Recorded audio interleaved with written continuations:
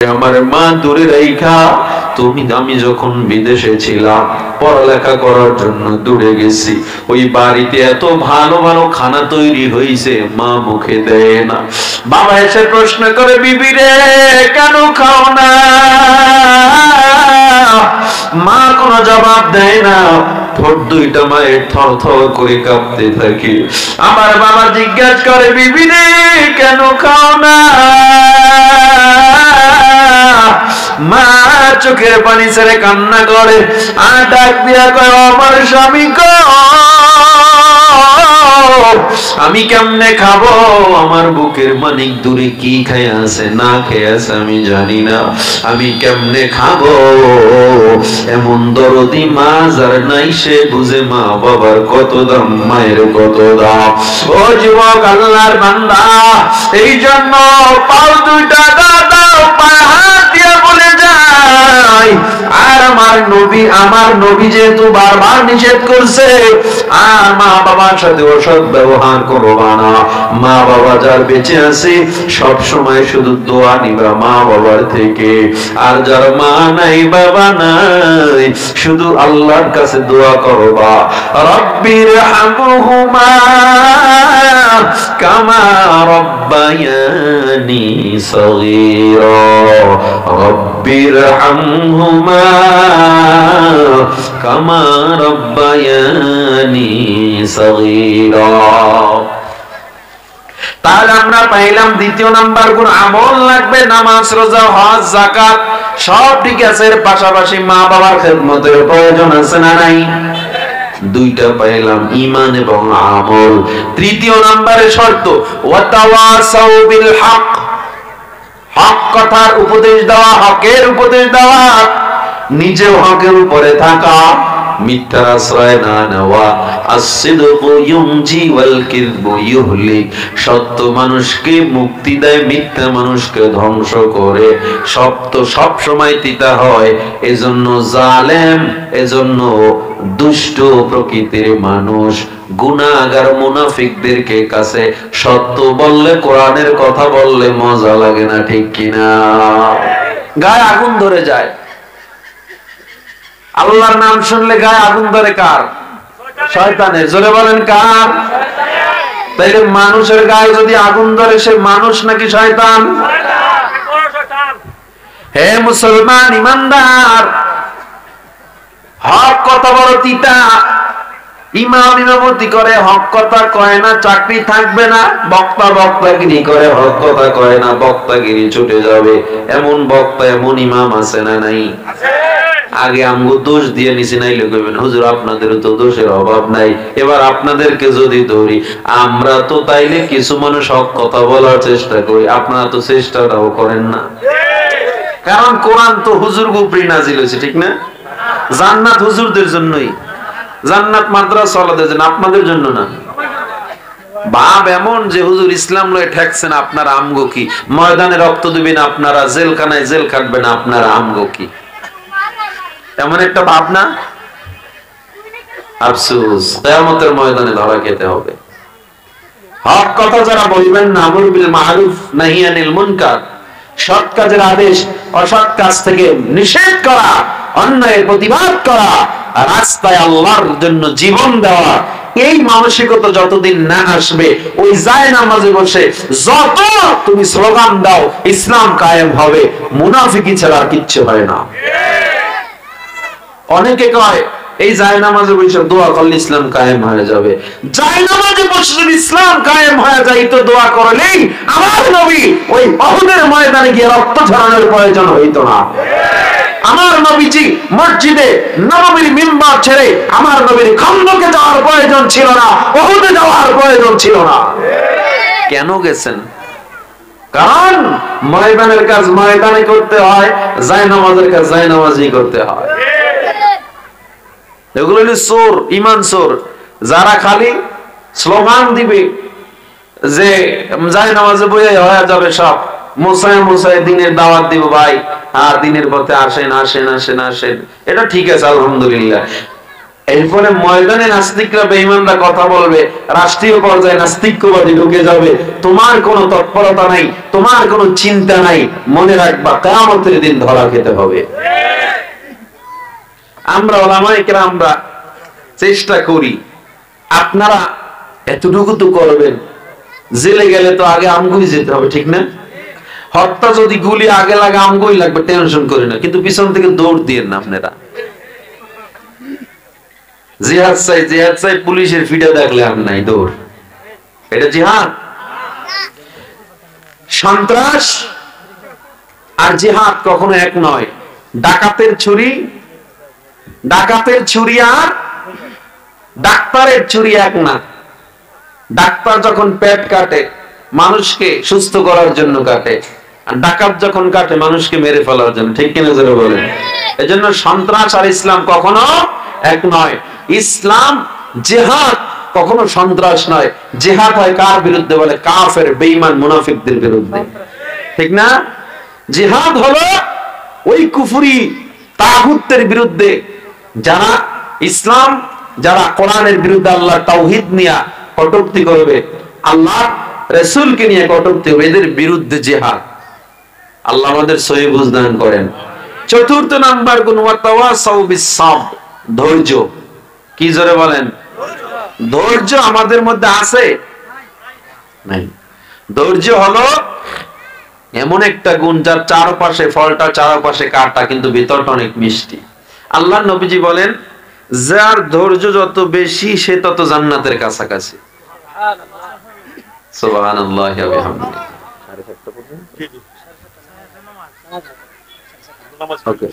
ঠিক আছে, যাই হোক, তাহলে আমরা চারটা গুণ পাইলাম: ঈমান, আমল, সত্যের উপদেশ, হকের উপদেশ, ওয়াতাওয়াসাউ বিস-সাবর, ধৈর্যের উপদেশ দেওয়া।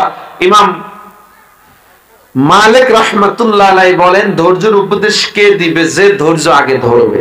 সুতরাং প্রত্যেকে উপদেশ দেওয়ার আগে নিজের মধ্যে গুণ থাকা লাগবে। এই চারটা গুণ আমরা মানবো, কে কে রাজি আছি? আল্লাহকে হাত তোলেন, নারায়ে তাকবীর। আল্লাহ কবুল করেন, আমিন সুম্মা আমিন। ওয়া আখির দাওয়ানা আনিল হামদুলিল্লাহি রাব্বিল আলামিন। ওয়া হাবিবানা ওয়া তাবিবানা ওয়া তাবিব কুলুবিনা ওয়া মাওলানা মুহাম্মাদান আবদুহু ওয়া রাসূলুহু الذي أرسله إلى الناس كافة بشيرا ونذيرا وداعيا إلى الله بإذنه وسراجا منيرا. أما بعد فأعوذ بالله من الشيطان الرجيم. بسم الله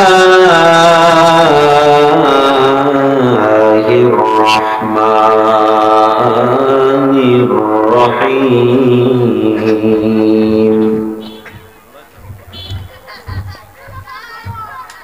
والعصر إن الإنسان لفي خسر إلا الذين آمنوا وعملوا الصالحات وتواصوا بالحق وتواصوا بالصبر.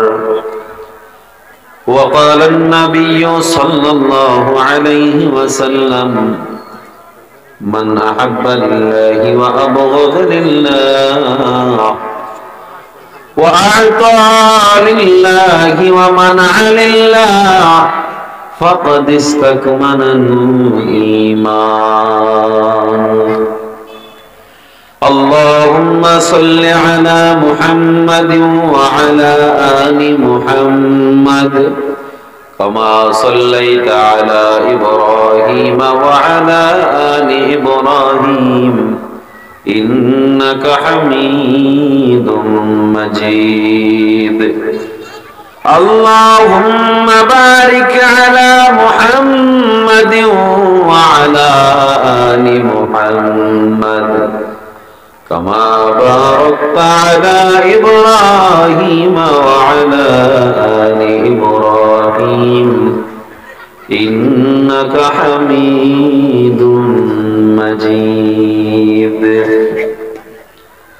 जिंदगी है अज़बराए बंदगी, जिंदगी है अज़बराए बंदगी, जिंदगी बेबंदगी शर्मिंदगी।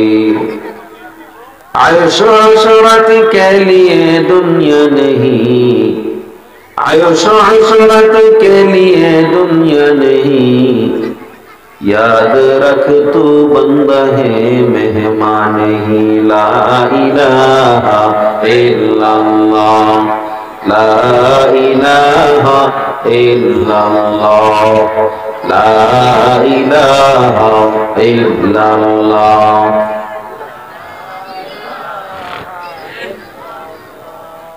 لا إله إلا الله محمد رسول الله।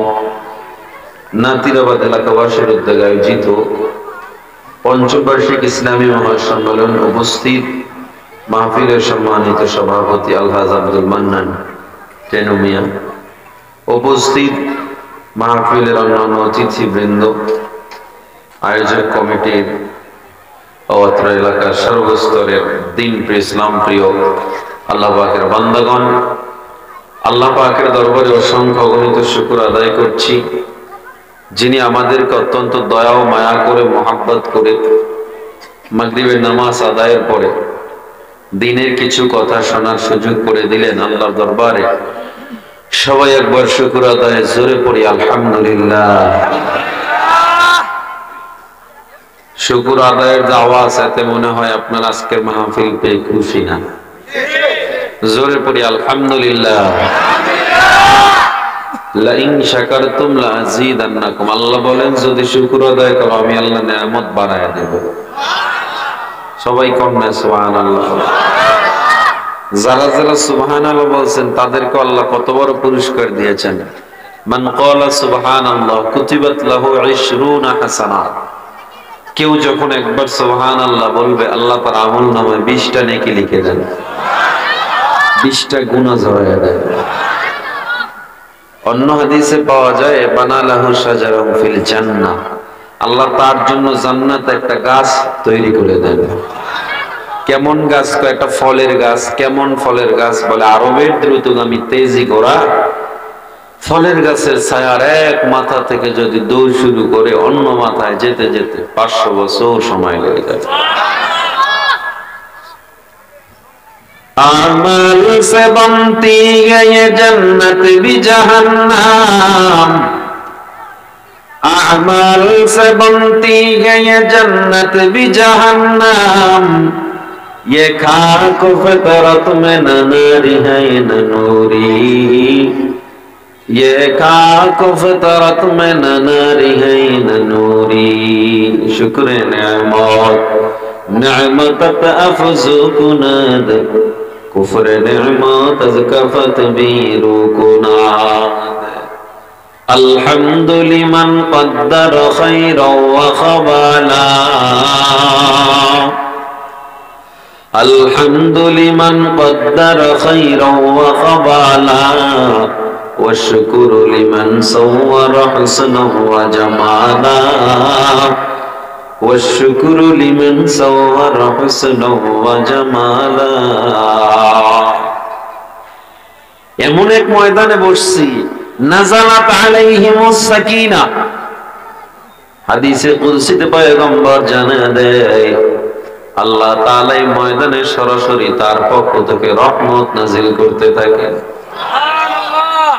আল্লামা ইমাম কুরতুবী রাহমাতুল্লাহ আলাইহি বলেন এই ময়দানের এত দাম, মানুষ যখন তাকায় দেখবে লোহা মরিচিকা, একটা লোহা ধারালো ছুরি যখন এক জায়গায় পড়ে থাকে জং ধরে যায়, মরিচিকা পড়ে যায়, 10 বছর, 12 বছর, 15 বছর পর্যন্ত লোহাটায় কেউ হাত দেয় না, ধার নাই। কিন্তু এই পুরাতন মরিচিকাওয়ালা লোহাটাকে যদি কামারের কাছে নেওয়া হয়, কয়লার মধ্যে ঢুকায় দেওয়া হয়, এরপরে কামার ওই কয়লার আগুনের মধ্যে দিয়া হাপড় দিয়া এরপরে হাতুড়ি দিয়া বারবার আঘাত করে লোহার মরিচিকা গুলো যেমন আঘাতে আঘাতে দূর হয়ে যায়, গুনাহগার বান্দাগুলো যখন কোরআন ও সুন্নাত জিকিরের মজলিসে বসে কলবটাকে নরম করে আল্লাহর চিন্তায় বান্দা যখন গুনগুন করে জিকির করে, আল্লাহ তাআলা ওই মরিচিকাওয়ালা গুনাহওয়ালা দিলটাও তেমন পরিষ্কার করে দেয়। তাহলে এই মাহফিলের দাম আছে না নাই? জবান খুলে জোরে পড়ি আলহামদুলিল্লাহ। সূরা আসরের 4টা গুণ বর্ণনা করব, যতটুকু সময় কথা বলবো আল্লাহ জানো।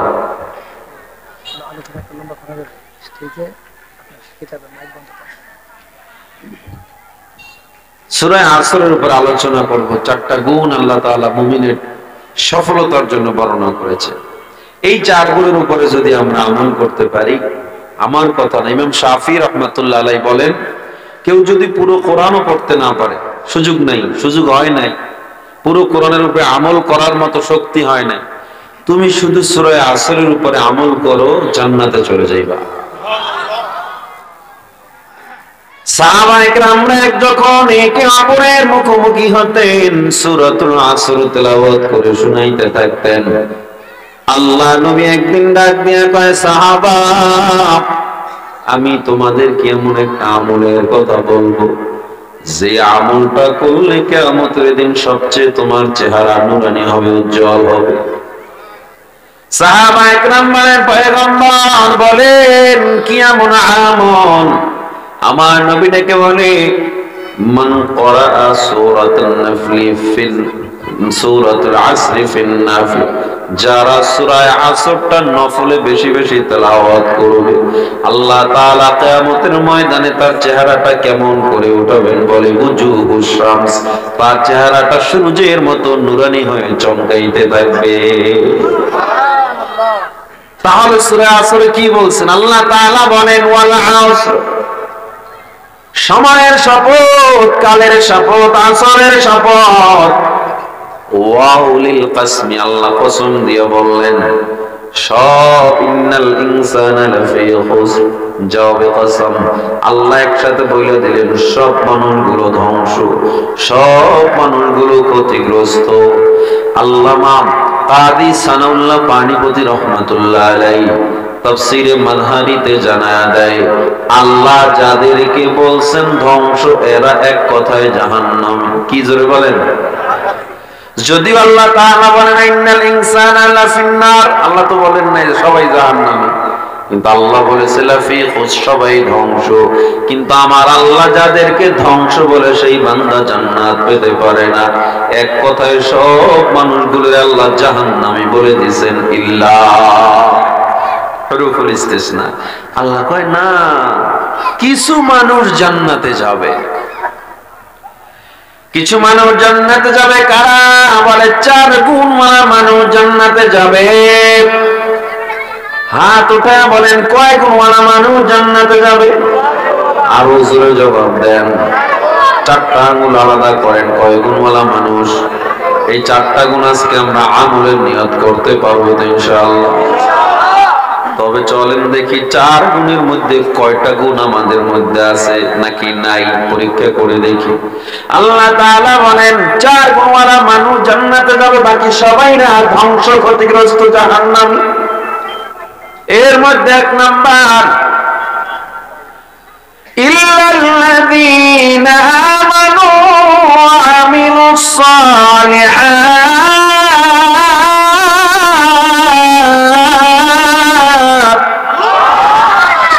4 গুণওয়ালা মানুষ জান্নাতে যাবে।